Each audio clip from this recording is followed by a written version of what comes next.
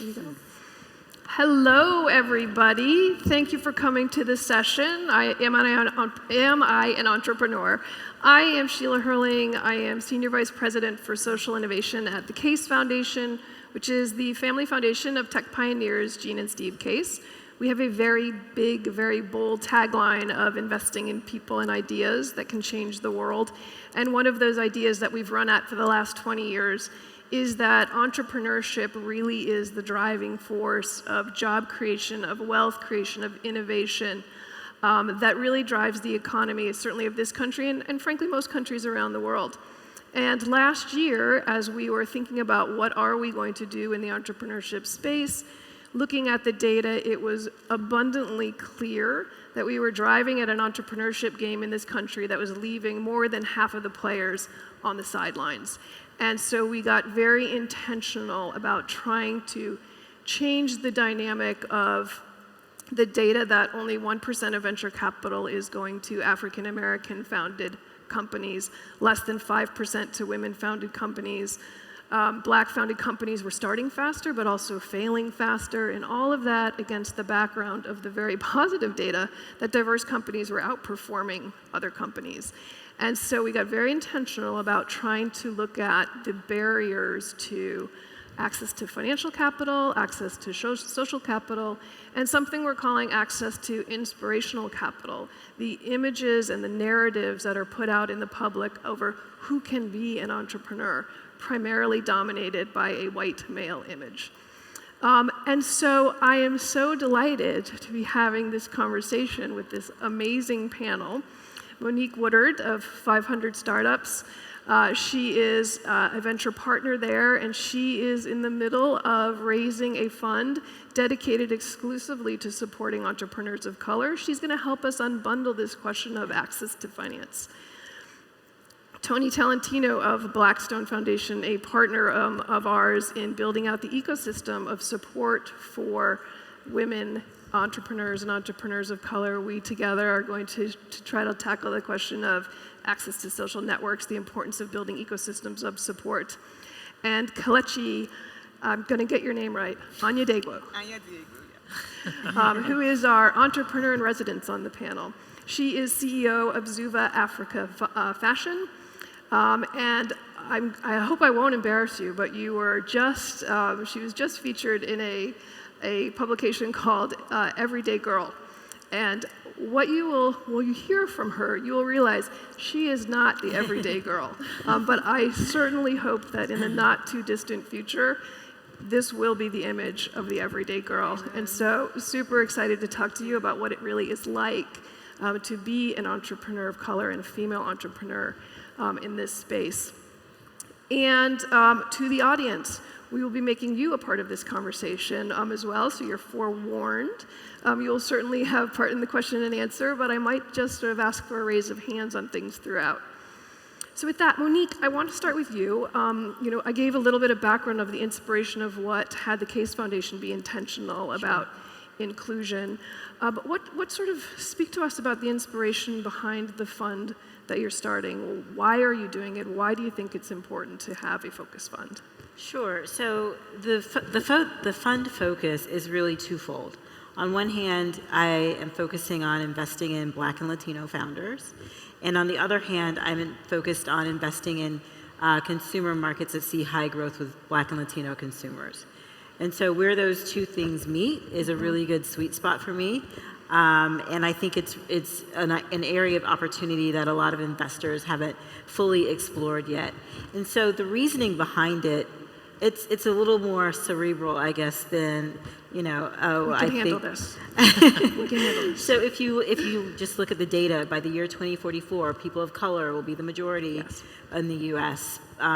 There's $2.5 trillion in combined consumer spending power between Black and Latino consumers.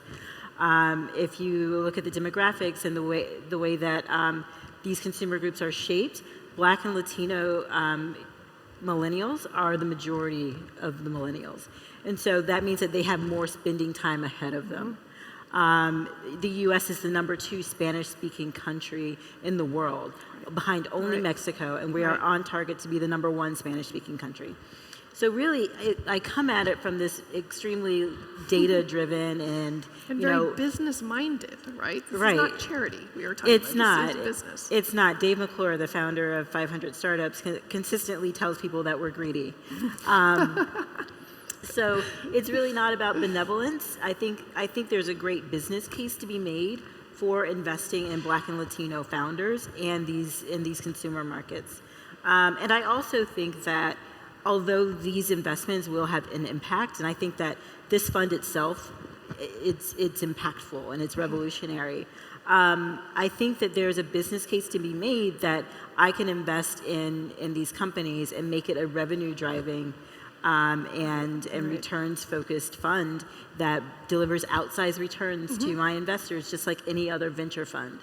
I love that. I mean, and how much do you think it matters that actually you, as a Black woman, are making the financing decisions, right? I mean, I will say, from experience of being a judge on some pitch competitions, I often see that it's the best pitch that won, right? Not the best idea.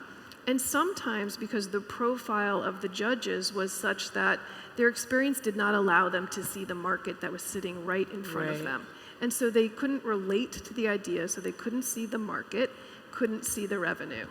Not that it actually wasn't the most profitable idea pitched. Does it matter? I think it matters a huge amount. I think that sometimes investors who are male, who are white men, they may see a pitch that is women focused, or they might see a pitch that is Black or Latino consumer focused, and they think there's no there, right? They think there's no market for that. And I think that having someone like me on the other side of the table who can relate from a few different perspectives is incredibly important and allows me to see the market where other people don't. And Kelechi, you fit right into that profile, right? Of a lot of times thinking that the fashion industry is not a profitable market, right? So could you walk us through, I mean, first of all, what inspired you to basically have this startup? And you have to get out your stories to get back to my, like, you are not an everyday girl story of, where were you, what inspired you, and sort of walk through some of the challenges you faced, particularly in the sector you're in. Yeah, so I think a lot of it just comes from my experience, right? I'm Nigerian, so African prints and textiles have always been an integral part of who I am and for my culture. And when I went to college, I studied marketing and web design, user experience design, so I knew how to create platforms. I knew how to touch individuals and get them really excited about movements. So creating this marketplace just made a lot of sense. And I think that as I would go out and tell people about the work that I was doing, similar to what you guys said, a lot of white men, they didn't really get it. It being fashion and it being African prints and textiles, they just, it was just something that they did not experience, right? And so for them, it didn't matter if I was doing, $500K in my first year, they just didn't see the market opportunity. And it often frustrated me, but I think that having people like Monique, having people like, many of my other, advisors and friends and, just people around me to support me, so people who really knew this industry, they were just there to tell me to keep going, right? And they were there to tell me that you are onto something, don't listen to these, white guys who have no idea, the opportunity of what you're doing, just keep going. So I think that it's really important for entrepreneurs to really have that source of guidance around them. And I think it's also important for, these people to also reach out to entrepreneurs every once in a while, right? There's nothing like, having an advisor who I haven't talked to in like 6 months just reach out to me and say, Kelechi, are you okay?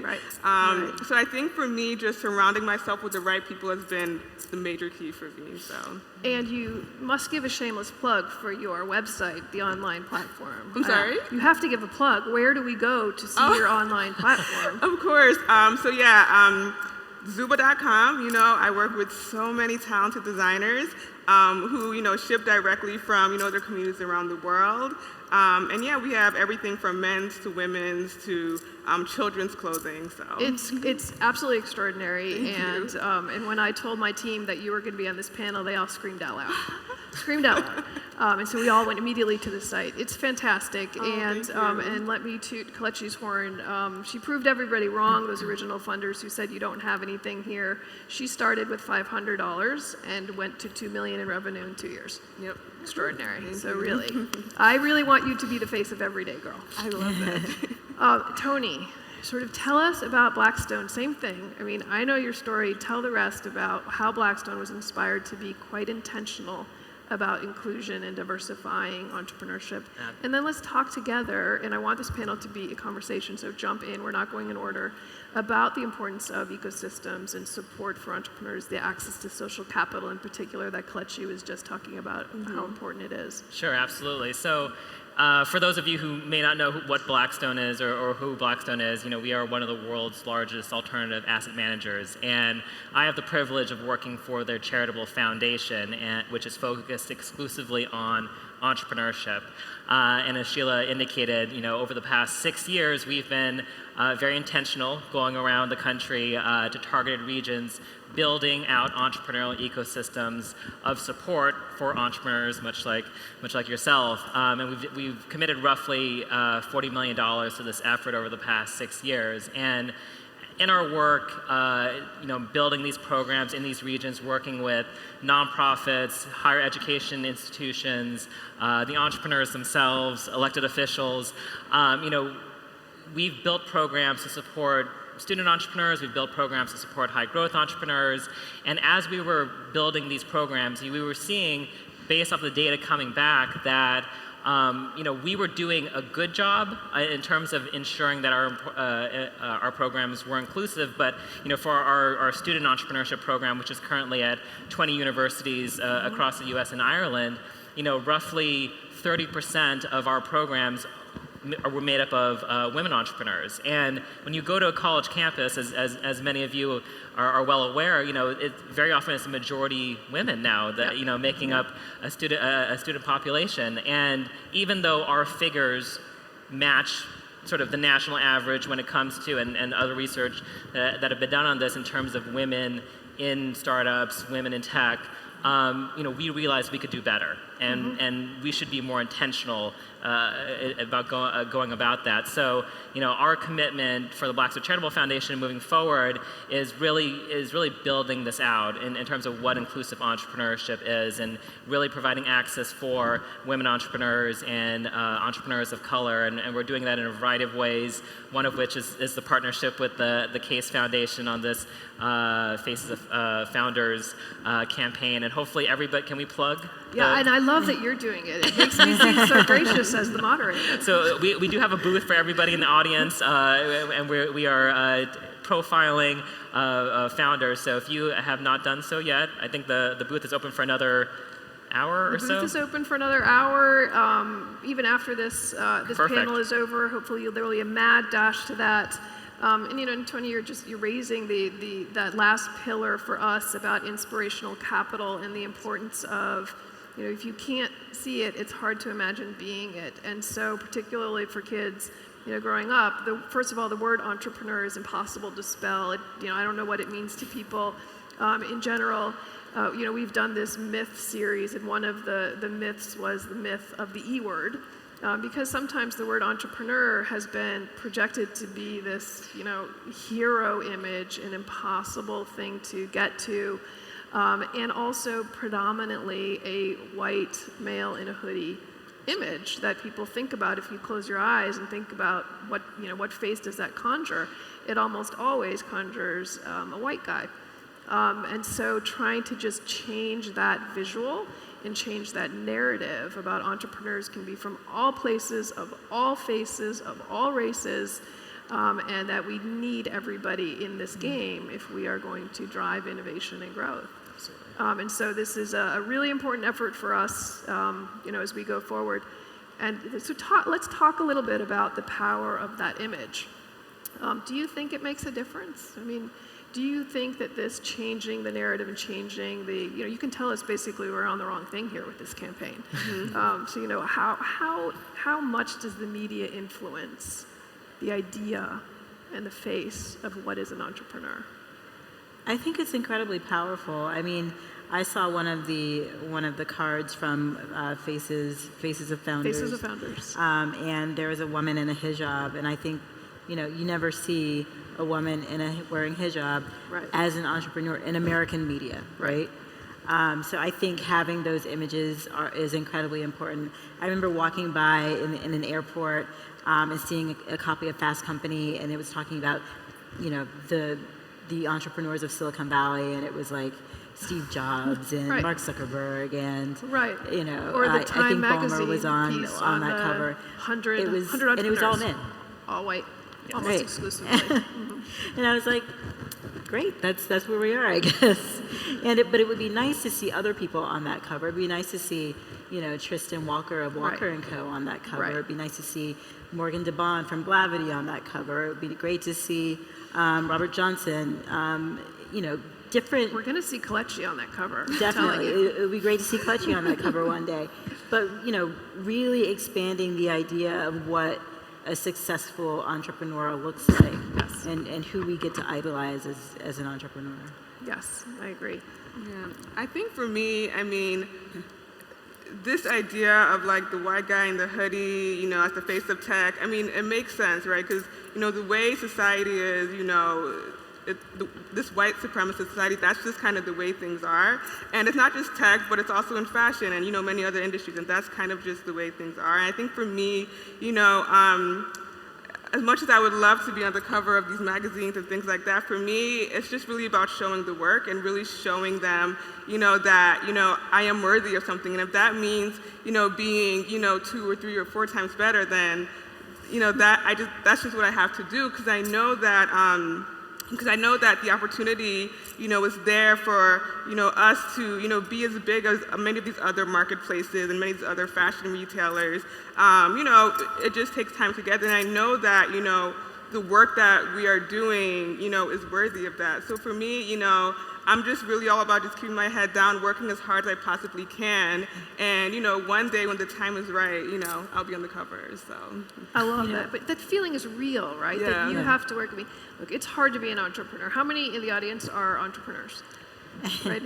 This is the most exciting business to be in and the most, difficult business to be in. The persistence you have to have, the getting used to being said no, in fact, embracing being said no as learning. But is it doubly as hard? Your point, like I have to work twice as hard in this space. Is it even harder being a woman and being a black woman in this space? Yeah, I think it's definitely difficult when, you're trying to pitch your idea to people who just don't want to get it, right? And so, and that can be disheartening, that can be very frustrating, but at the end of the day, it's when as the company grows, and as we, have all this following on social media, and as we, grow our revenues, and, as we get these incredible margins, people will start to see it, right? So I'm confident that this is something that people will start to see, and I think that getting there, I don't think it's easy for any entrepreneur. So it's not, it's not something that I expected to be easy. It's not something that, I felt like because, we have all of these customers, we would just blow up overnight. So it's something that I expected to be hard anyway. And, I believe in my vision so much that I don't really care what people who are not in this industry or who don't get this idea really have to say. But I think that, for me, the most important thing has been surrounding myself with people who do get it, and people who, are in this industry, and people who, really want to support me. And there are, really great organizations out there for women of color, like Digital Undivided, for example. And I think that being part of that support system has really kept me motivated.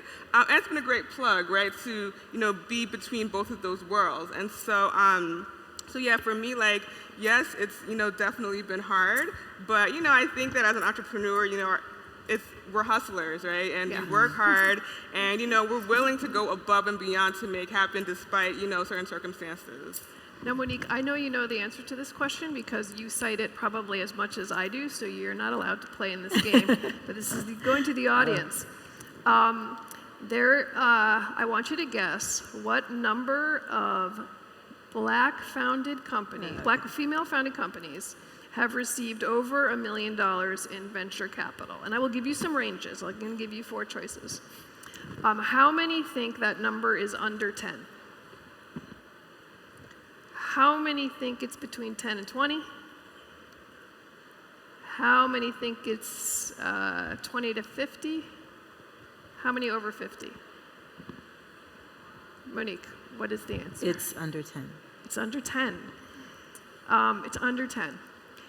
And so our audience seemed pretty savvy, but there were an equal number of hands for over between 10 and 20. And so we have a very informed audience. So thank you for being here.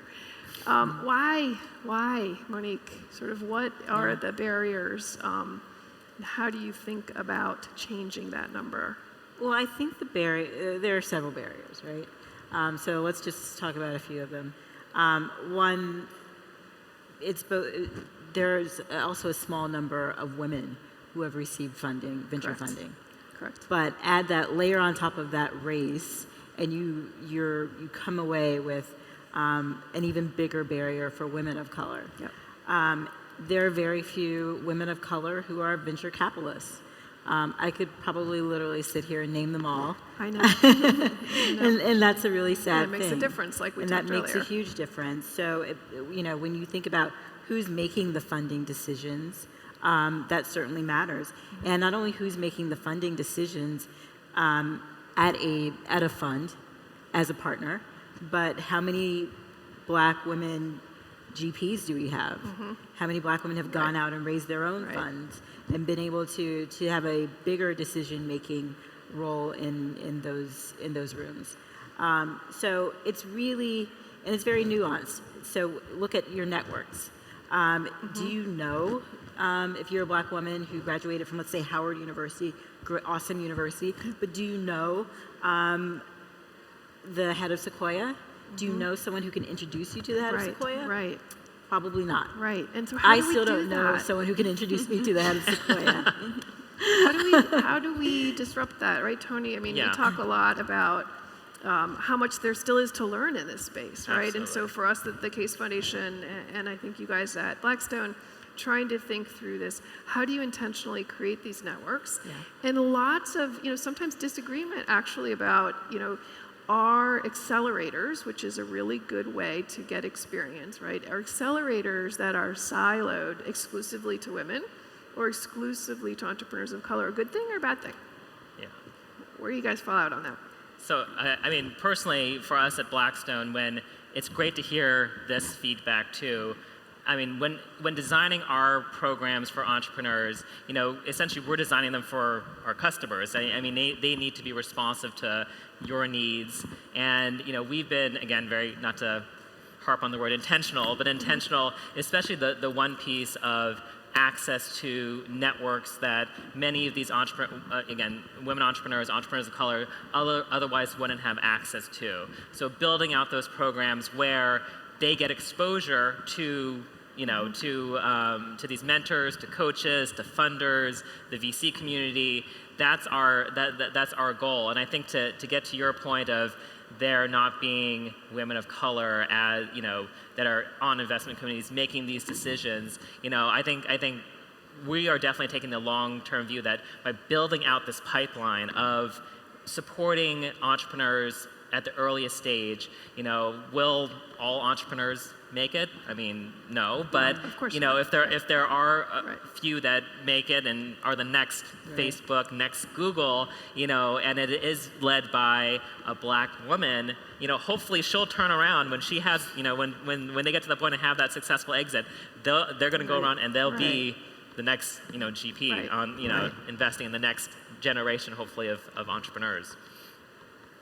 Exactly. Do you want to jump in? Exactly. I mean, I think that's the way that it works. That's what I hope to see. I hope to, fund great entrepreneurs who, are Latina and Black women and men of color, and see that generation of entrepreneurship turn around and become angel investors, become partners at venture funds, start their own venture funds, and really see that keep perpetuating itself in the market.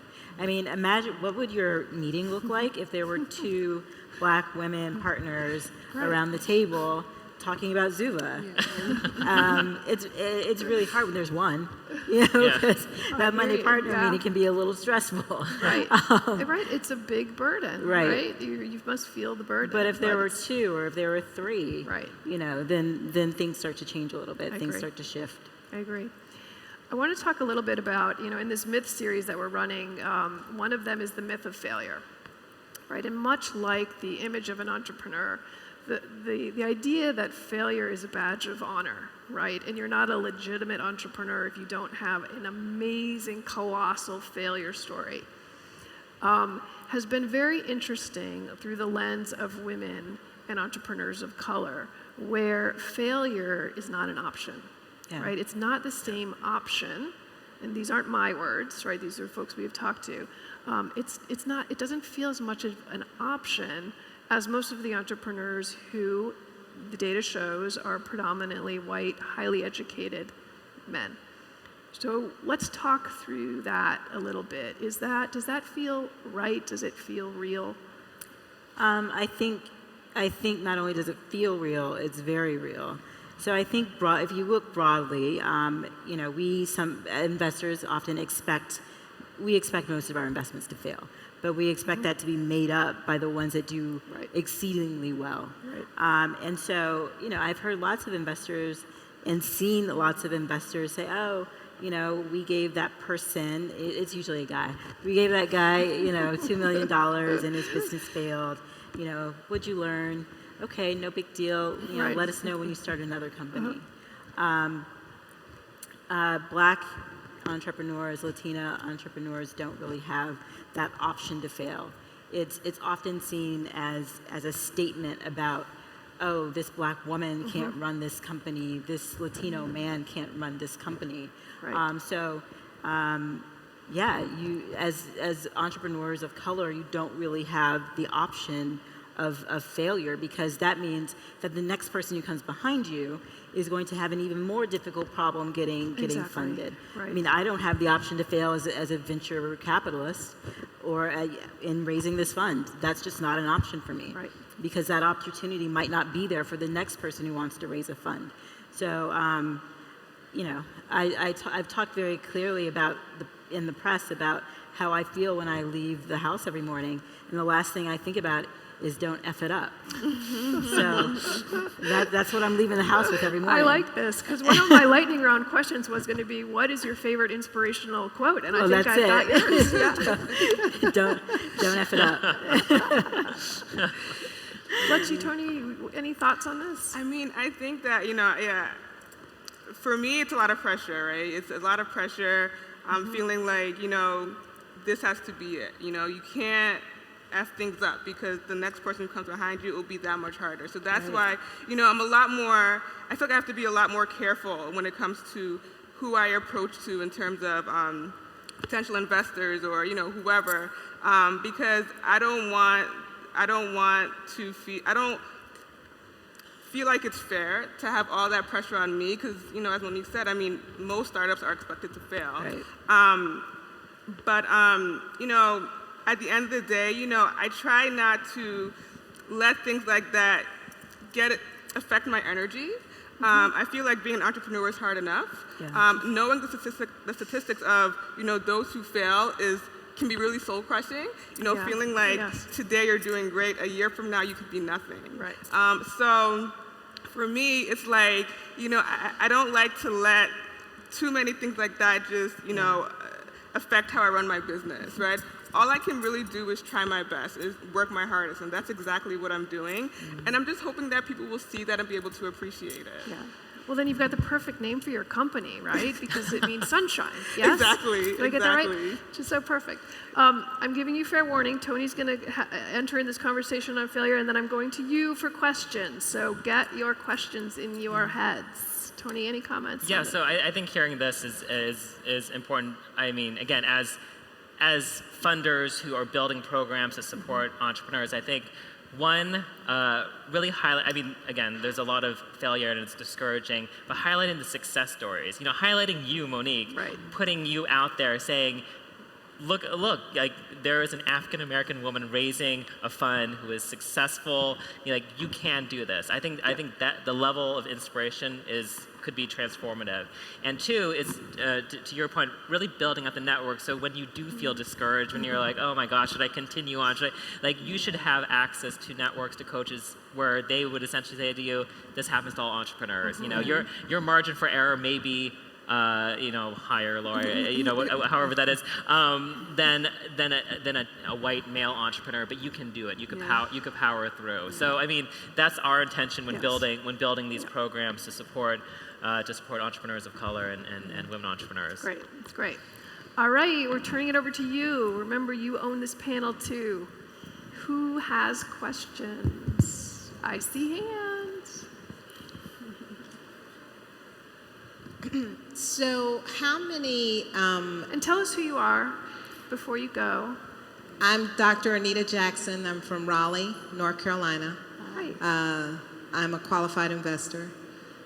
I wonder how many African American entrepreneurs do either of your foundations have on your board to help guide the decision making of the types of programming you do? Because obviously a successful African American or Latina or woman of color, male of color entrepreneur who knows how to do it successfully would be your most experienced consultant. Yep, totally right. On the Case Foundation, we're a family foundation. Our board is technically Jean and Steve. So in a direct answer to your question, 0, right? However, when we launched our inclusive entrepreneurship movement, we absolutely sought counsel from advisors that were predominantly of color, predominantly women. Our team itself is predominantly women. We have one guy and 40% of color. And so at the team level, I feel super proud of what we're doing. But it's just harder at the board level simply because of the family foundation. It's just our 2 founders. And then for the Blackstone Charitable Foundation, we are a private foundation, the corporate foundation. So our board is made up of senior leaders throughout the firm. We do have one African American partner who heads up the Strategic Partners Group. He's actually on our board, and then the chair of our board is a woman, actually, and she heads up the head of our multi-asset investing and head of external relations. So, and I should note too, the actual foundation team, we are a small team. We're 5 people total. I'm the only guy. So, and which is it feels like this panel actually, which is nice. It's something I'm very familiar with. It's been the flip for the last couple of centuries. Exactly. Yeah. So I should be in the minority here. Welcome to the discomfort zone. Yes. So we, diversity is well represented at our foundation. Yeah. For me, the people on my advisory board are people who, really believe in the vision of the work that we're doing. People who really are inspired by the designers that we work with. So everyone on our board is either African or African American.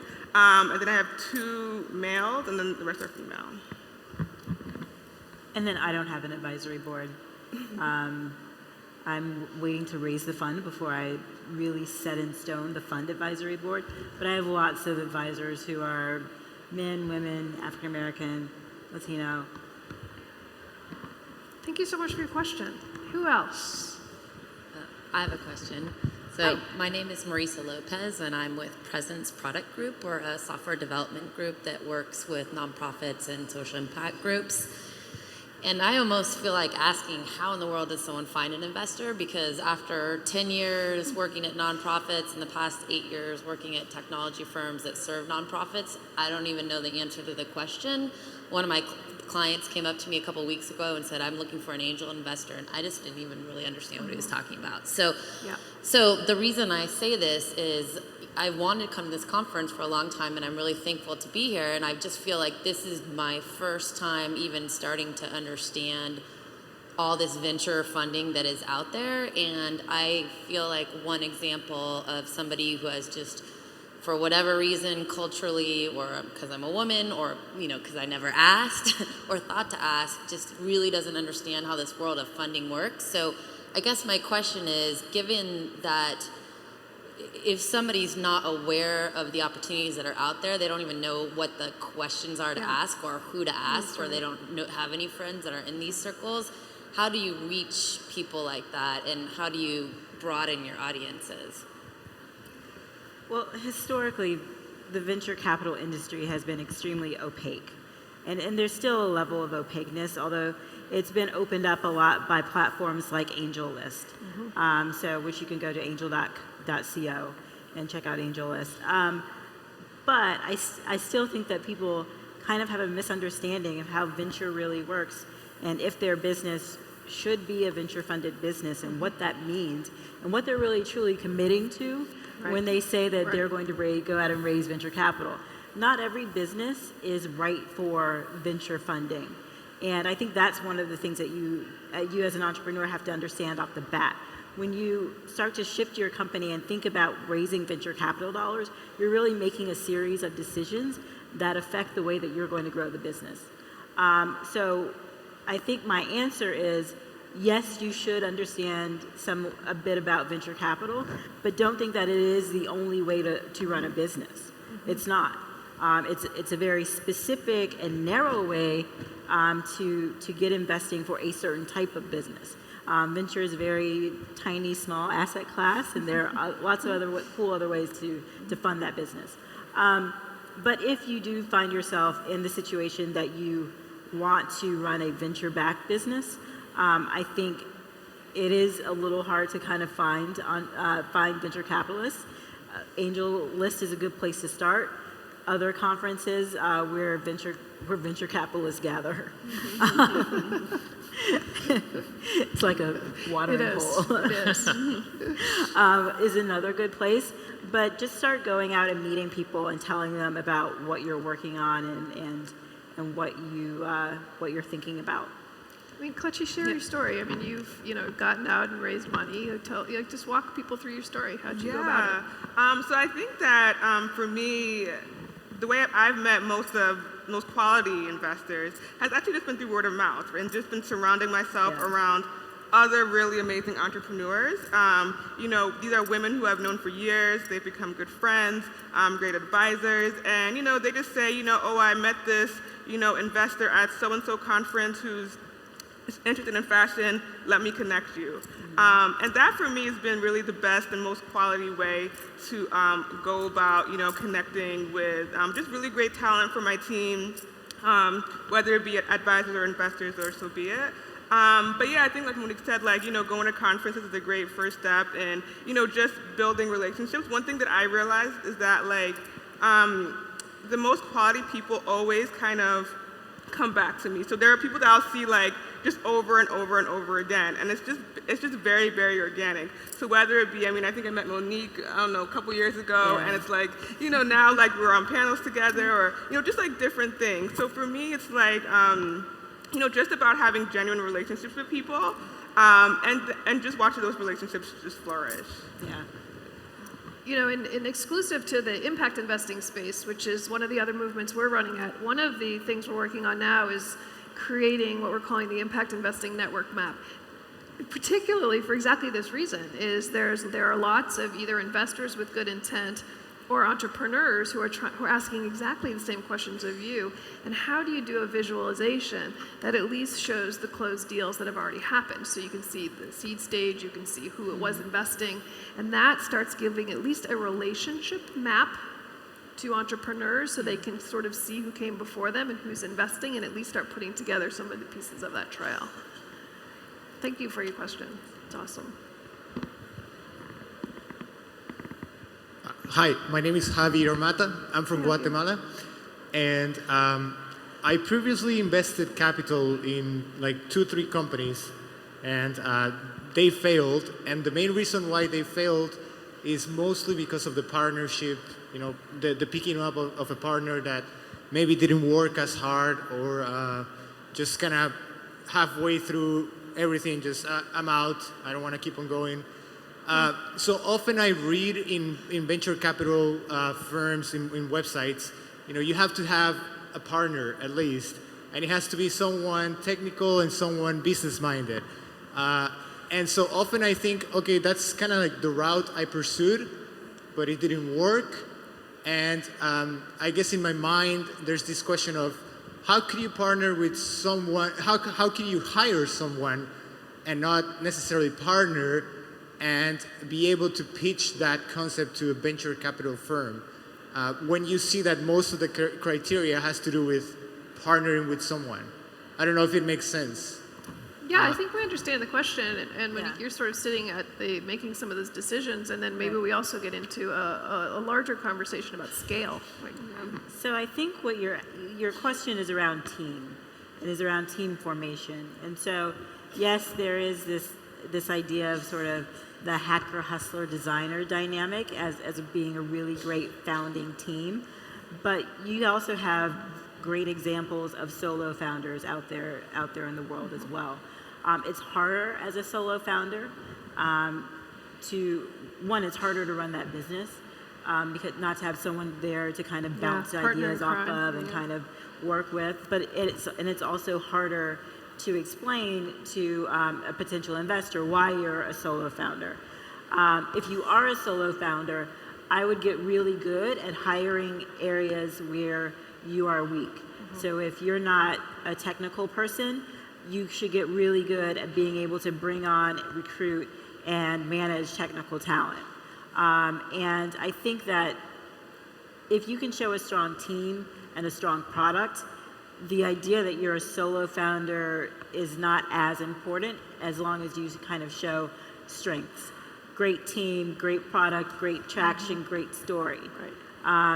Where it starts to matter a little bit is where you don't have those, where you don't have a great product, you don't have traction, and then they look at the team and they're like, no. Does that answer your question? I mean, it's But it's hard. I mean, part of being a good entrepreneur is being able to recruit people to work with you or for you. So.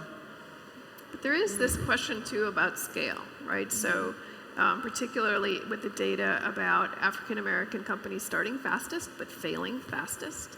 And just in general, being an entrepreneur and scaling your business, some of the best ideas still fail at scale.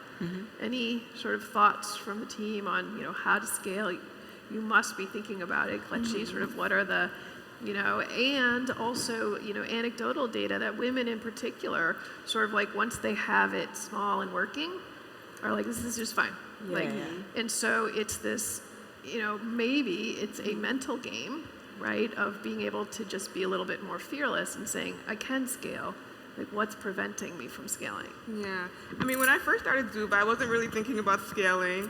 I just wanted to create a platform and, get lots of sales and kind of see how it would work. And I think that, as I started building my company and I started surrounding myself with other entrepreneurs, I started to realize the importance of, making sure I filled these different voids. So, I mean, my background is marketing and web, so that stuff I can do great.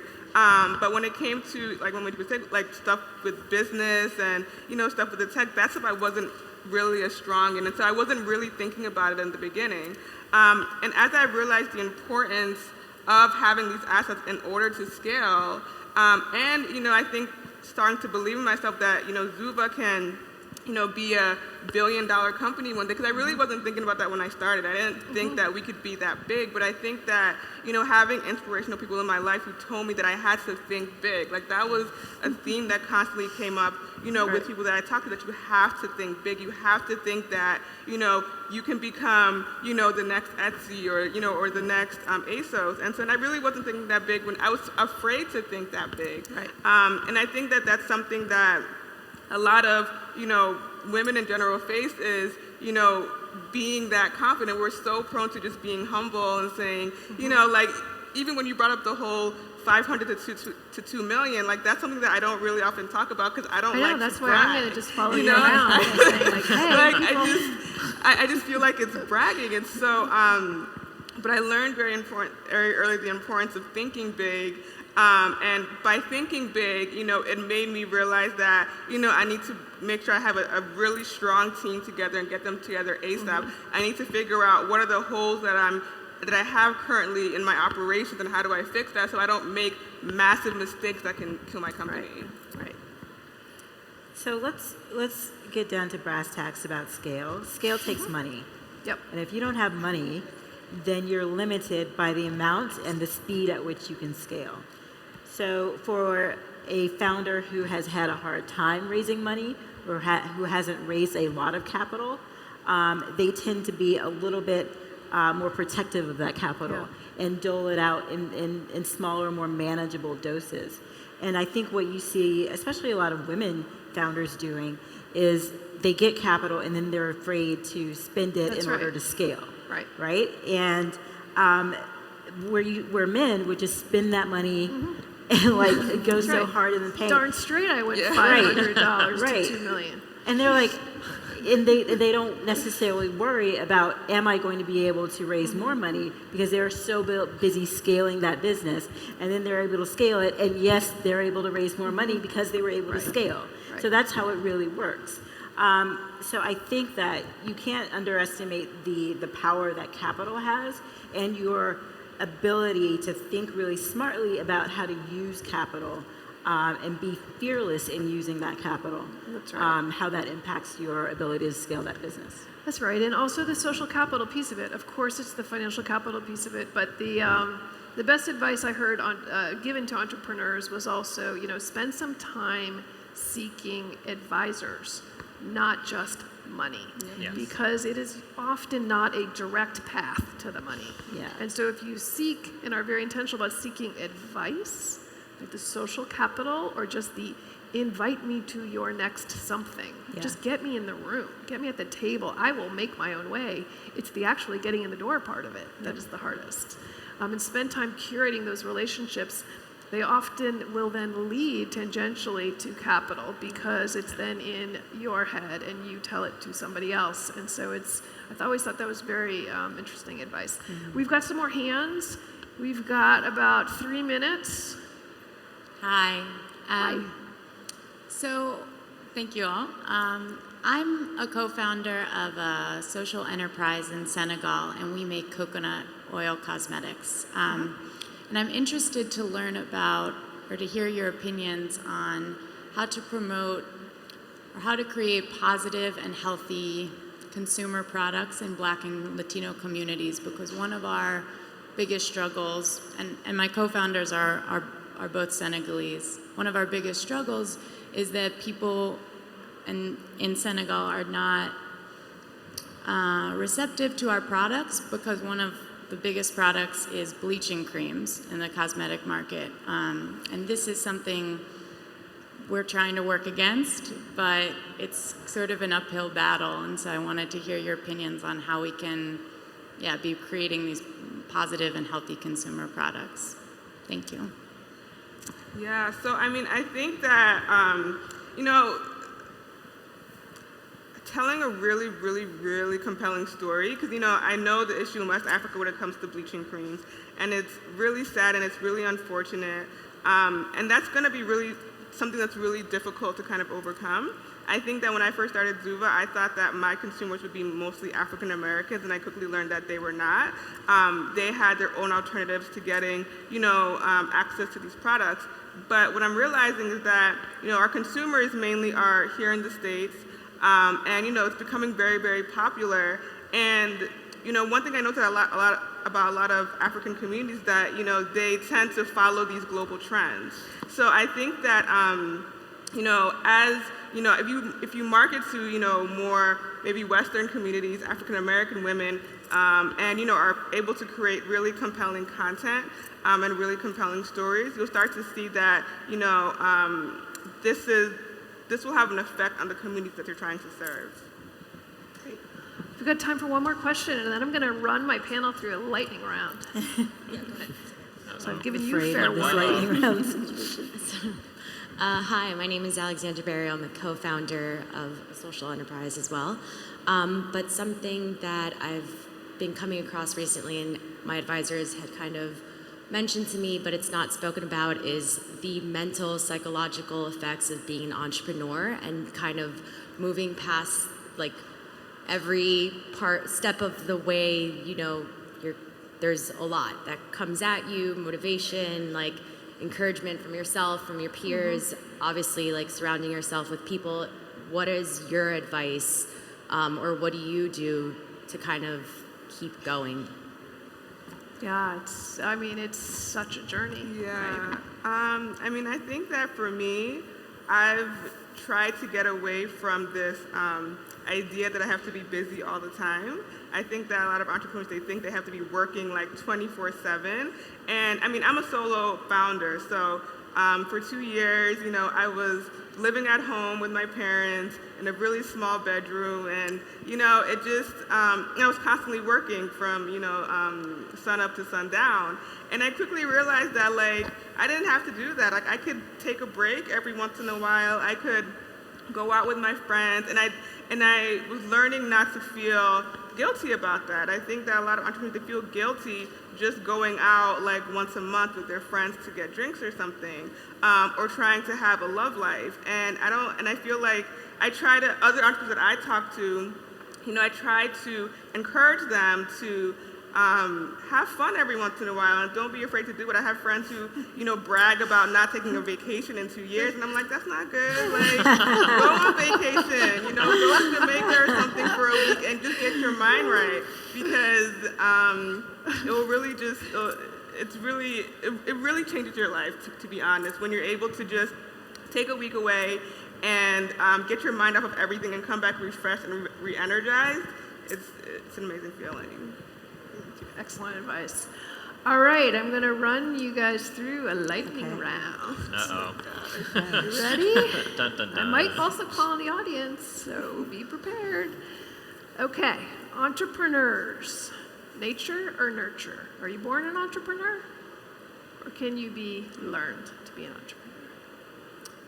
Kelechi. Nature or nurture? Nurture. Nurture. Nurture. Nurture. A little bit of both. A little bit of both. A little bit of both. Who in the audience says nature? Are you born an entrepreneur? Oh, yeah, there's a little bit of that. Yeah, the half and half is probably a decent answer, right? Why did you say? Why, Monique, did you say half and half? I say half and half because, when I was roughly 19, I said I wanted to start my own business, and then I did right out of college. Yeah. And I grew up in a very entrepreneurial family. So I think part of that is nature, and part of that was nurture. Yeah. And I do think that people can learn some of the skills and habits of being an entrepreneur. But then I've also seen people who are great at being great technologists, but not truly great business-minded entrepreneurs. Good point. So. Okay. Best piece of advice to aspiring startups. Let's go the other way. Oh, best piece of advice. Be careful who you take advice from. Tony. I was gonna take yours. I'm dying to write a book don't called F Bad it up. Advice. Don't F it up. I was gonna take yours. That's don't true. F it up. You can take her other one. Kelechi. I would say trust your vision. Trust your vision. Yeah. Excellent. If you could have lunch with any woman, who would it be? Tony. With any woman. Any woman? How about our And future president, Hillary Clinton? You're getting a bunch of cheers. Kelechi. One person who I always love to see speak, Michelle Obama. She's so inspiring. That too. Yeah. That too. Monique. Oprah. I pitch her on the Oprah fun would be though, so amazing. I don't know if she'd want to have It's okay. dinner with me. It's your lunch. It's your lunch. Who, whether it's an ecosystem builder, whether it's an entrepreneur, whether it's a financier, who is inspiring you the most right now? I think for me, right now, it's my father, because like I said before, he's an entrepreneur, and so I've always watched him hustle and grow his company, and I think just the advice I've gotten from him has been my biggest inspiration. one of the biggest inspirations, actually, ironically, he's actually sitting in the front row right there. Raise your hand, okay? So one of the organizations that we fund at the Blackstone Charitable Foundation is an organization called Coalition for Queens. You should meet him right now, not because he's one of our grantees, but he is having an amazing impact in New York City, especially among minority entrepreneurs, Yes. female entrepreneurs, and doing amazing work. So you're an inspiration. And mine would be just entrepreneurs who I'm watching hustle. So I'm happy to watch Morgan DeBon at Blavity and Cedric and Paul Judge at Look Live, and there are all these entrepreneurs. So I'm just watching their hustle and being Right, and extremely the impressed by it. persistence and the Yeah. getting up every day, embracing no, going forward. Yeah. Last question. This will be our closing round, you guys. Next year, we're sitting up here. What is the trend you hope we are all talking about? Monique. The number of minority entrepreneurs who have been funded in the last year. Yep. That needle has significantly moved. Yes. Woo! Come on, we all have a role in making this happen. Yeah. I'm Tony. hoping that our campaign, changing the face of entrepreneurship, just changing the narrative of what an entrepreneur is, who it looks like, I want that to be Yes. a huge trend next year. Yes. Yeah. Ditto Monique said, because I have so many amazing friends, entrepreneurs who are doing such great work, and I just can't wait to see how they flourish because of the work that she's doing. So. All of you, thank you so much for your time. Get out to our booth. We want to see your face on our Faces of Founders campaign, really diversifying this, really changing the image. Please give a big round of applause to my amazing, amazing panel. Thank you guys so much. Thank you.